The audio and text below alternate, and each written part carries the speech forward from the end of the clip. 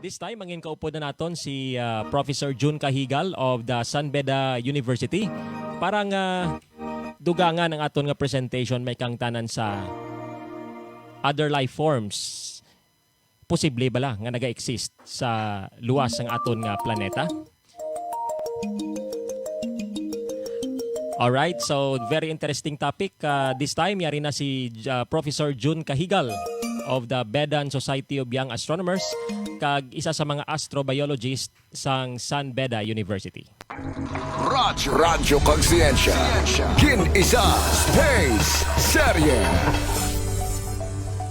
Para madugangan ang aton nga ihibalo kag mga diskusyon may kang tanan sa possible life sa other planets or iban nga lugar sa aton nga solar system or universe. Yari sa aton nga line number 1 si Professor Jun Cajigal sang San Beda kag nagapanguna sa pag-facilitate kag pag-lead sang grupong Bedan Society of Young Astronomers. Professor Cajigal, good afternoon. Welcome po sa Space Serye program. Okay, so good afternoon po sa inyong lahat and welcome to this episode of Space Serye. So thank you for having me again, sir. So it's an honor to be guesting in your show. Yeah. So everyone is very fascinated sa topiko with regards to alien life in other areas or planets sa ating solar system or universe. To establish ng concept po, Professor Cajigal, this topic or context falls sa tinatawag natin na discipline under the astrobiology. Ano po ba yung astrobiology to provide a concept or context sa ating mga viewers this afternoon? Okay. So, alam niyo po, napaka-intriguing na topic na ito about alien life. And pag sinabi natin kasing alien life forms, we are actually dealing with the science of astrobiology. So when we speak of astrobiology, this is the science that studies the origin, the evolution, and distribution of life in the universe. So basically, life outside planet Earth or tinatawag natin na extraterrestrial life or ET. Yan po, that's the scope of astrobiology. Yes. So, what is extraterrestrial life and it's in the perspective po ng astrobiology? Okay. So, pag sinabi nating ET or extraterrestrial life, so basically this is life outside of planet Earth. Because I'm sure we all know that planet Earth so far is the only planet in the solar system, if not the universe, that is capable of sustaining life. So far, ito lang po ang planeta na may buhay. So, ang pinag-aaralan po ng astrobiology is extraterrestrial life that is outside planet Earth. And there are many fundamental scientific questions that must be tackled in the study of extraterrestrial life, such as ano ba ang basic requirements for life? Then, could life have been arisen anywhere else in the solar system? And are there other planets like the Earth? Meron ba mga planeta dyan na kasing tulad ng mundo natin? Or how is likely is the evolution of intelligent life outside planet Earth? So, yun yung context ng ET in the perspective of astrobiology. How do we interpret alien in astrobiology, Professor Cajigal? Okay. Ito, napakagandang tanong na itong alien. Napaka-intriguing na word na ito, alien. Now, when we speak of alien, so pag sinabi nating alien, this means life which may occur outside planet Earth, which did not originate here in our planet. Okay? Such life might range from simple bacteria okay, or intelligent beings. Kasi pag sinabi nating alien life, pwede siyang bacteria na discover outside planet Earth, Yeah. or pwede ring intelligent beings na kagaya natin. Yeah. Okay, possibly bringing forth civilizations which be far more advanced than us. So baka may mga alien civilizations na mas advanced pa sa atin. Aha. Okay? So this concept of alien life and particularly extraterrestrial intelligence has had a major cultural impact. Alam niyo po, mga magulang, mga estudyante, meron tong impact sa natin sa culture, especially in the works of science fiction. 'Di ba? So kung nanonood kayo ng mga sci-fi movies, yan makikita natin ang isang damakmak na aliens like sa Star Wars, 'di ba? Maraming aliens diyan sa Star Wars. Aha. Or sa Star Trek. Ayan. So you can imagine the wide range of possibilities, and this concept of alien life had influenced public interest. So I'm sure marami ang nanonood ngayon kasi ang topic natin ay napaka-interesting about alien life. Okay? So yan po, and pinagdidibatihan pa ngayon yan kung talagang merong alien life forms outside our solar system. Aha. Sa mga studies ba, sir, there are publications ba or research na nagpapatunay na mayroon pong alien life form sa ibang mundo? Okay. So actually, we are still, scientists all over the world are still studying kung meron nga talagang alien life from other planets. So let's think of NASA, for example. NASA. Alam niyo po, ang NASA nagpadala na po ng maraming space probes that are designed to detect the presence of life. Aha. So yung latest ngayon sa NASA is the Perseverance rover. Sa Mars. So kung familiar po kayo dun sa papunta yan sa Mars, and parating na po siya, malapit na po siya sa Mars by February. Yeah. The Perseverance rover will land on the red planet. And Perseverance is designed to detect the presence of life. So marami siyang mga instrumento that may detect the presence of life on the red planet. Okay, and marami pang possible members in the solar system that may harbor life.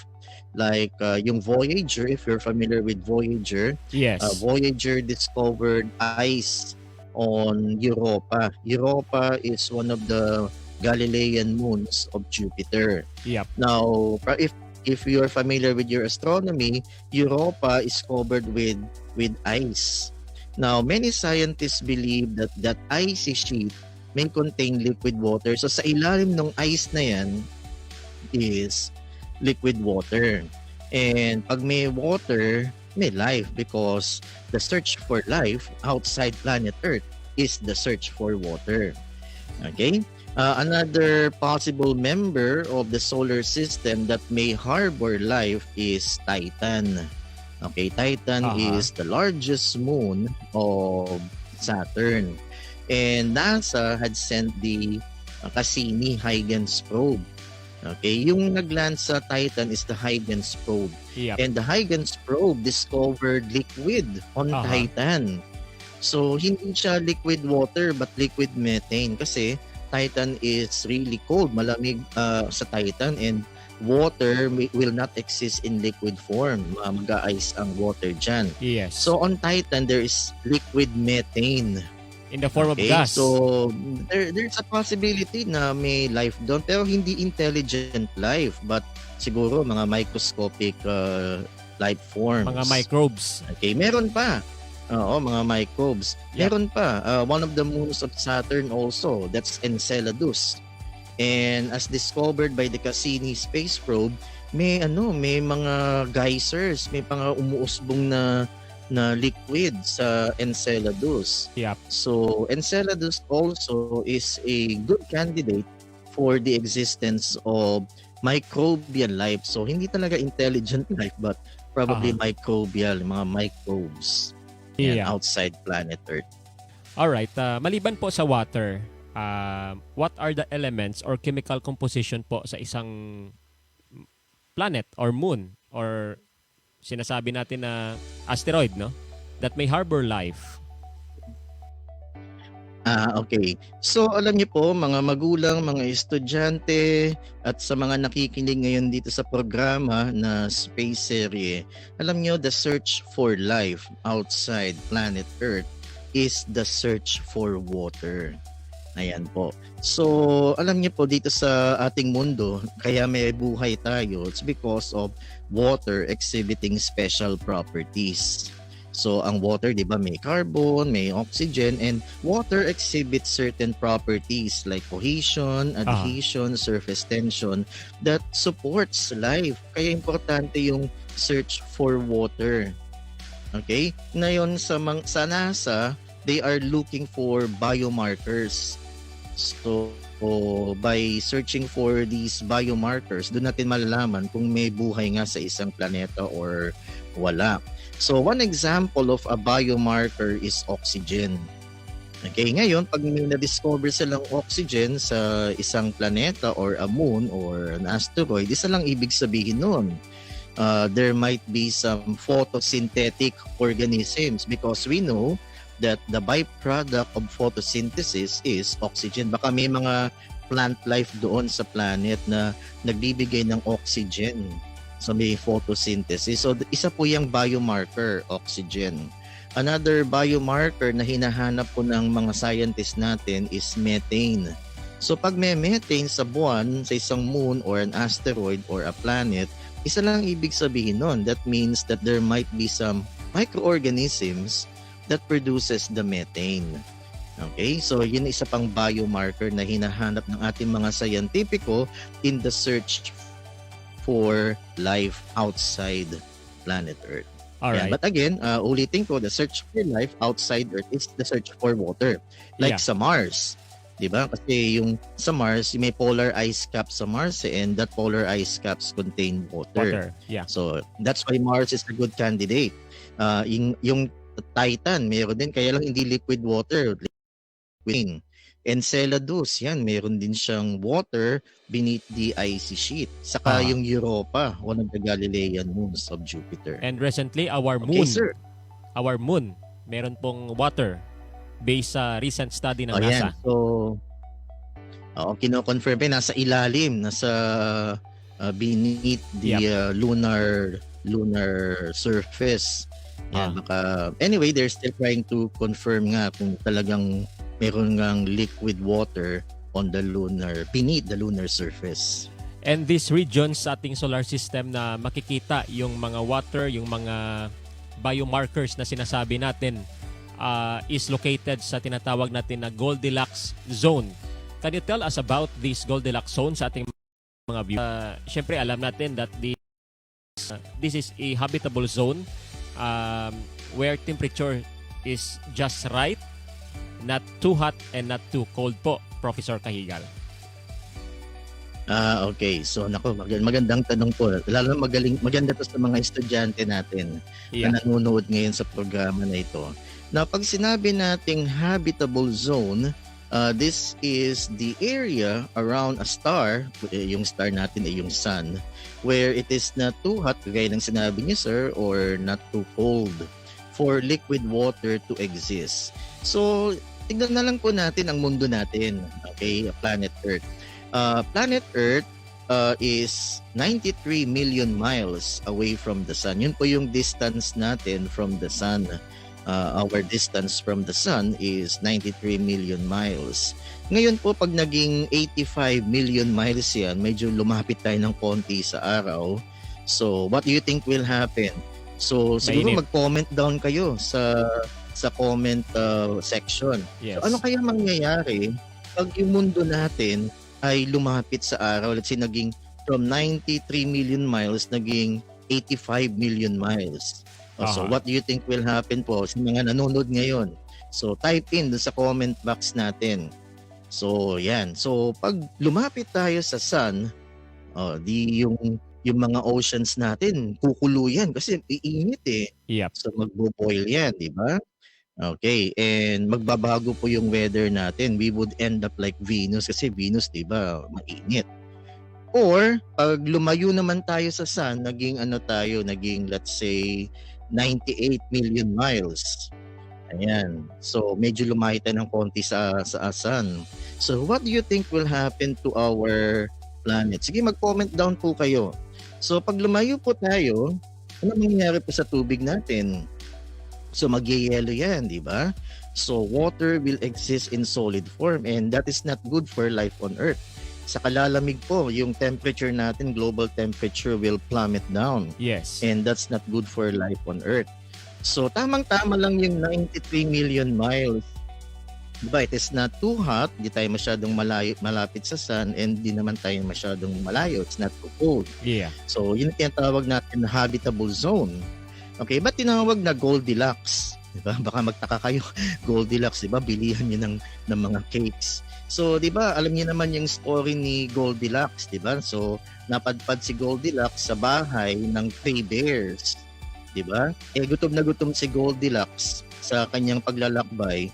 Nung pumasok siya sa bahay ng 3 bears, meron siya nakitang 3 bowl ng laman ay porridge, parang lugaw. So, tinikman niya yung porridge na malaki, yung kay Papa Bear, medyo mainit. Okay, then tinikman niya yung porridge ng Baby Bear, masyadong malamig. Yung tinikman niya yung porridge ni Mama Bear, tamang-tama lang. The temperature is just right. So, ganun din po yung mundo natin. Our distance from the sun is not too close or not too far. So, our distance is just right for the evolution of life here on Earth. All right. So this is consistent also sa ginagawang mission ngayon ng NASA about the Kepler Space Telescope, that marami silang na-discover na Earth-like planets at saka na-derive nila yung planeta na yun as Earth-like planets because yung location niya is nandoon po sa tinatawag natin na Goldilocks zone, Professor Cajigal. Yes, the Kepler Space Telescope had discovered more than 1,000 planets na po. Ano yung tinatawag natin na exoplanets. Exoplanet. So tinitignan din po ng Kepler Space Telescope kung yung mga planets na yan that orbit their suns ay nasa kanilang habitable zone. Okay? Yeah. So yan. So napaka-importante po ng Kepler Space Telescope. The Kepler Space Telescope had already discovered more than 1,000 planets na po. Isa sa mga tinatawag natin na exoplanets. Isa sa mga familiar is the Kepler 22b na kapareha talaga yung nature sa Earth natin. Oo, yung size, even yung distance niya din sa kanyang star, nasa habitable zone siya. Yeah. Oo. Alright, but anyway, malayong-malayo sa atin, no? Billions of light years away yung distance ng sinasabi natin na mga Earth-like planets, no? Sa kabilang solar system. Anyway, going back sa microbes, in case there are microbes po sa mga alien planet, how do these tiny living things behave given that the temperature is very critical, tsaka yung mga components doon is hindi compatible para sa kanila? Paano po yung behavior ng microbes doon? Okay. So magandang tanong po 'yan, and I'm sure magiging interested po yung ating mga viewers dito. Alam niyo po, dito na lang po sa mundo natin sa Earth, there are organisms called extremophiles. So tandaan niyo po 'yan, extremophiles. These are organisms that can tolerate extreme conditions. So meron po tayong yan dito sa mundo natin. One good example of an extremophile is the tardigrade. Kung alam niyo po yung tardigrade. So ano po siya, maliit lang na microscopic creature siya na parang uod. So siguro ma-provide tayo ni sir ng picture ng isang tardigrade. Now, this is a remarkable creature, tong tardigrade na to. Alam niyo kung bakit? This tardigrade can survive even without oxygen. Okay, this tardigrade can survive even in the vacuum of space. So, ibig sabihin yan, pag nilagay nyo yung tardigrade sa buwan, pwede po siyang mabuhay sa buwan kasi hindi naman niya kailangan ng oxygen. Okay, and Yes. pwede siyang mabuhay sa space. Okay, ang tardigrade, pag nilagay nyo sa isang asteroid, mabubuhay din po yan. So, ganun kaastig po yung tardigrade. Now, there are other microorganisms that can tolerate extreme conditions like yung mga halophiles. Halophiles can tolerate extreme salt conditions. Yeah. Yung mga methanogens, pag yung mga methanogens, these are microorganisms that can tolerate high concentrations of methane. So, yun ang hahanapin ngayon natin sa Titan kasi ang Titan may liquid methane eh. Baka dun sa liquid methane makakita po tayo ng methanogen. So that's why it is important na mag-send po ulit ang NASA ng isa pang mission to examine the liquid methane on the surface of Titan. Baka maka-discover po tayo ng mga methanogens or extremophiles. Yeah. All right. I have this interesting question for Professor Cajigal. Ano po ba yung mga conspiracies about aliens in Mars? Paano po ba natin ito i-discuss? Okay. All right. Sige, sir. So, napaka-controversial po na tanong yan about Because Mars was yung mga a conspiracies. fascinating planet para sa mga tao dito sa Earth eh. Oo. Mars is really influential po even sa buhay natin. Yeah. And sa pop culture, Mars had influenced pop culture. Like, meron po tayong Bruno Mars. Bruno Mars. Pati yung mga movies natin, di ba? Karamihan dyan, mga Martians, ganyan po. Yes. Alam niyo po, mga magulang, mga estudyante, mga nakikinig po sa programa na teleserye, maraming conspiracies about aliens on the planet Mars. Nung na-discover ni Schiaparelli, alam niyo po si Schiaparelli sa mga batikan na astronomers sa USA, meron po siyang na-discover na parang canals. So alam niyo naman po yung mga canals. So these are water tributaries, di ba? So na-discover ng Schiaparelli yun. Then si Percival Lowell, nung tinutok niya yung telescope niya sa Mars, meron din po siya nakitang mga parang canal system. So naniniwala tong dalawang to, si Schiaparelli and si Percival Lowell, that those canals were constructed by Martian beings. So doon naging popular yung Martian. Okay? So kaya nakuha even sa cartoons, diba? Kung kilala niyo yung sa cartoon si Marvin the Martian. Yes. Tapos iba may chocolate din tayo sa Mars, gano'n. Yeah. So doon po nagsimula yan lahat because of those canals na na-discover. But actually, there are canals on the planet Mars. Meron po talagang canals, mga dried up riverbeds. And many scientists believe that these canals may have been carved by running water. So during the early history of Mars, may tubig na dumaloy. And that created those water tributaries. Yeah. Pero walang tubig sa Mars. Nasaan po yung tubig ngayon? Yun ang kailangan nating sagutin. Kung nasaan yung tubig, baka nasa polar ice caps, ayan, or nasa ilalim ng Martian surface. Ayan. So, kaya nagpapadala po ang NASA ng maraming probes para masagot po yung tanong na yan.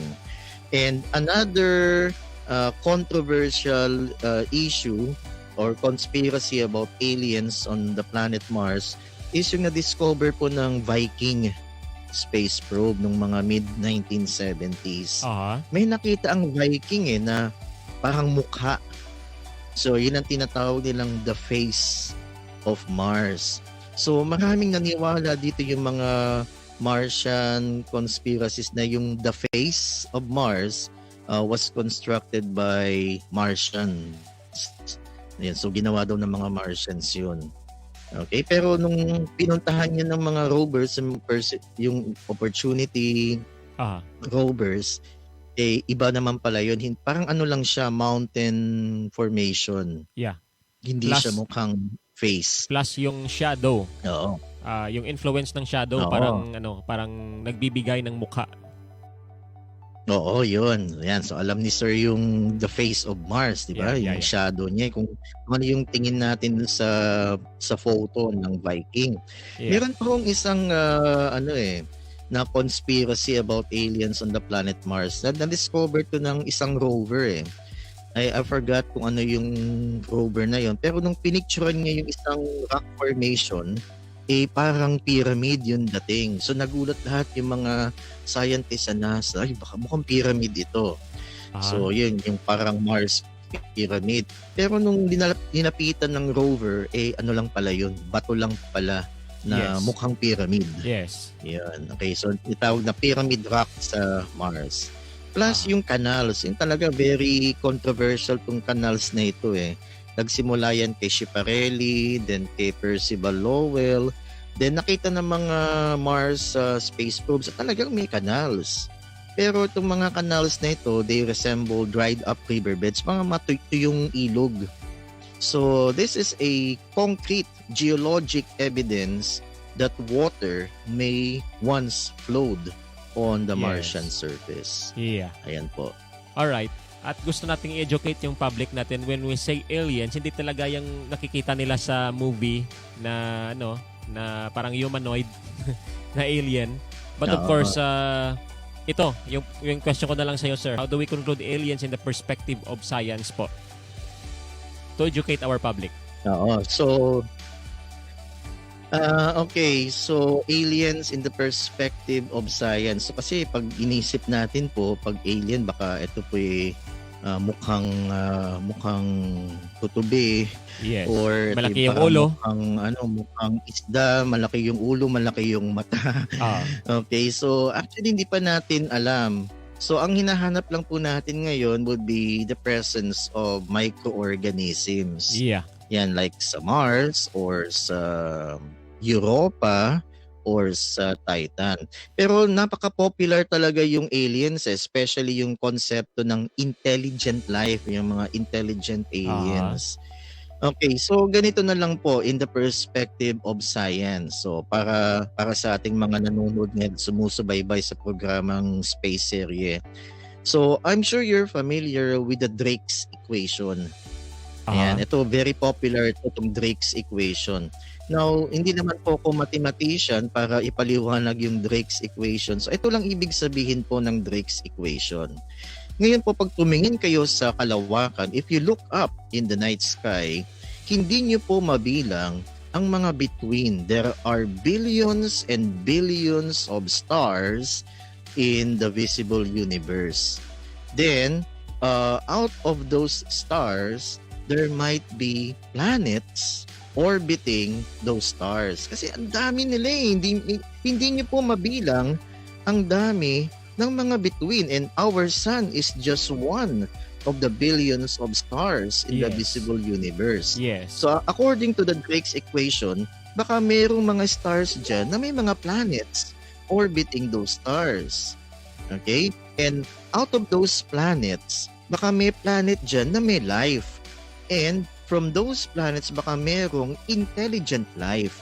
So yun po ang sinasabi ng Drake's equation. Okay, then pumasok naman itong scientist na ito na si Enrico Fermi.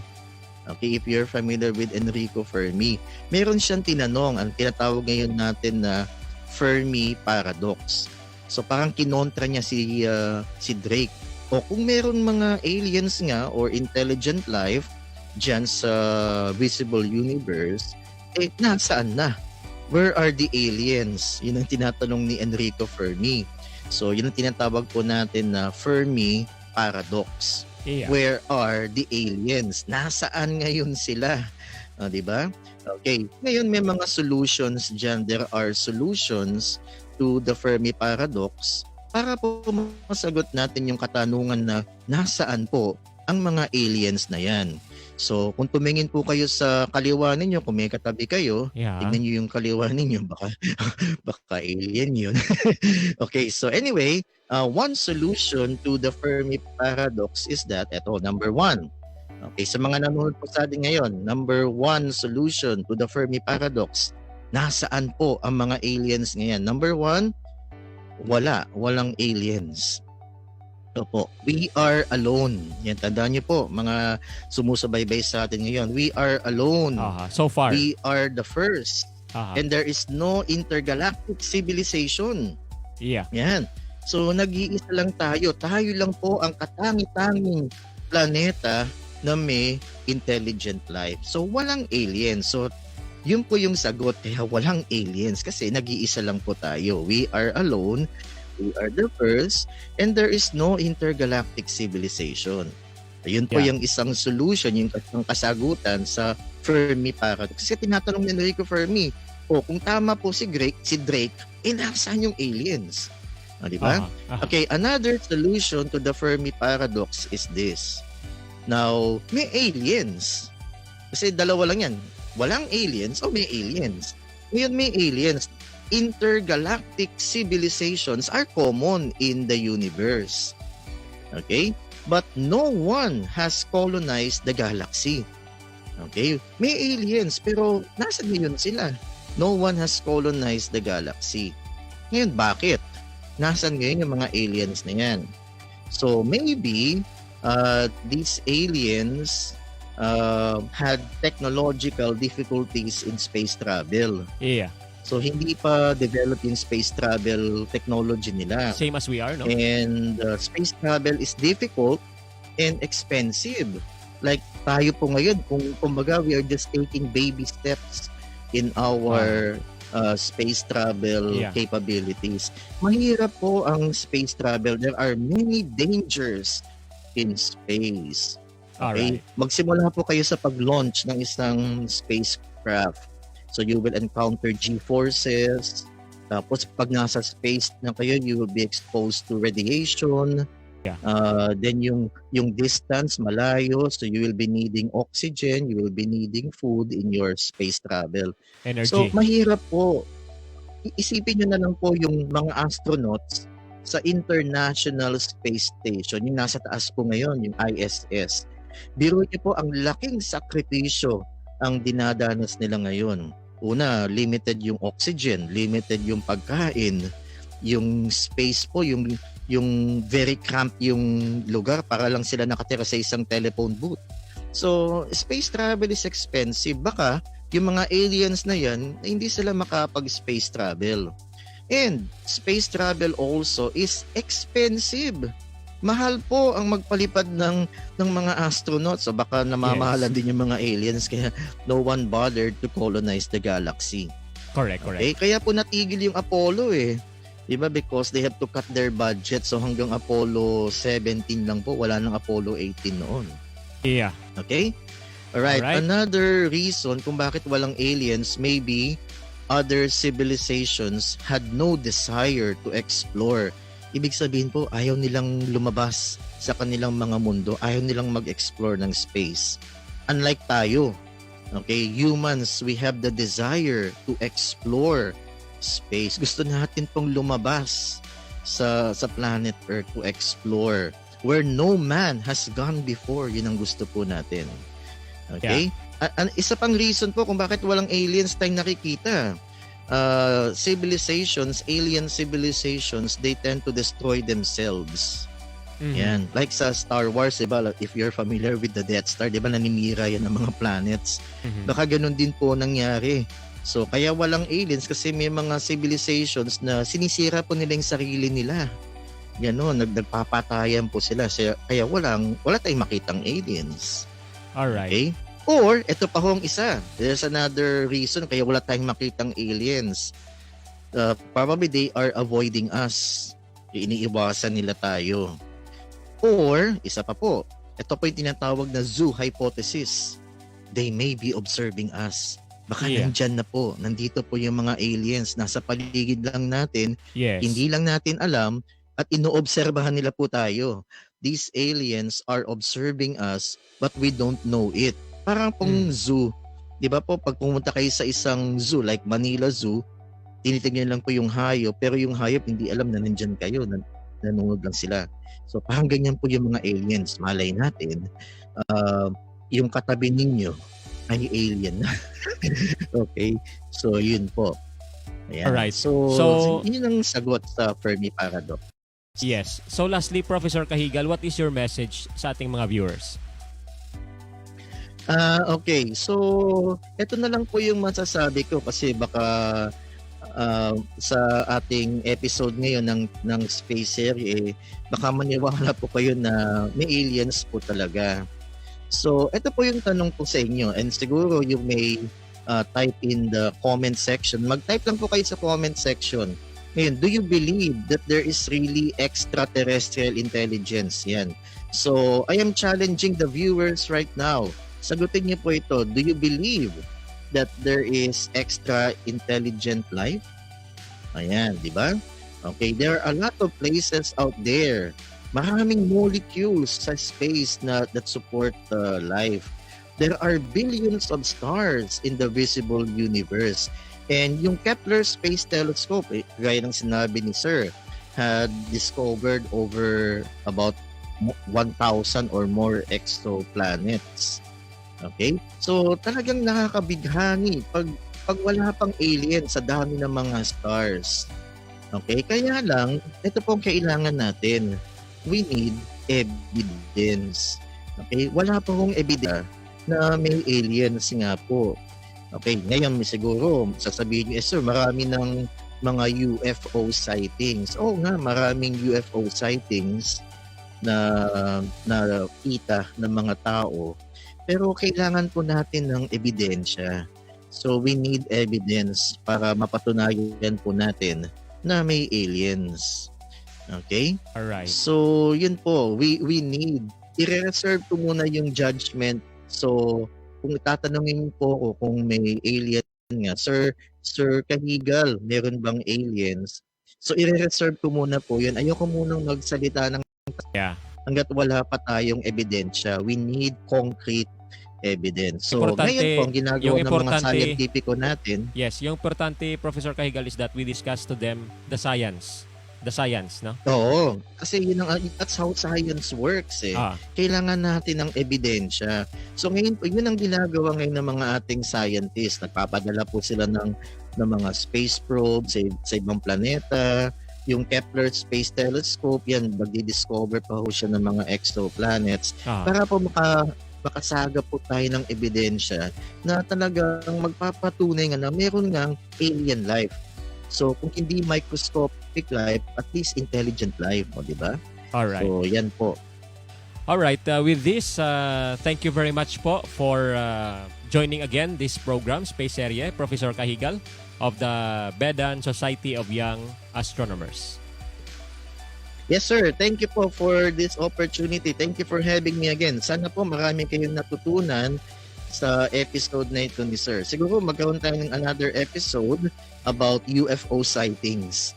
Yan. So, ibang usapan po yan about UFO. Pero, talagang kailangan po natin ng ebidensya para masabi po natin na there is really life outside planet Earth.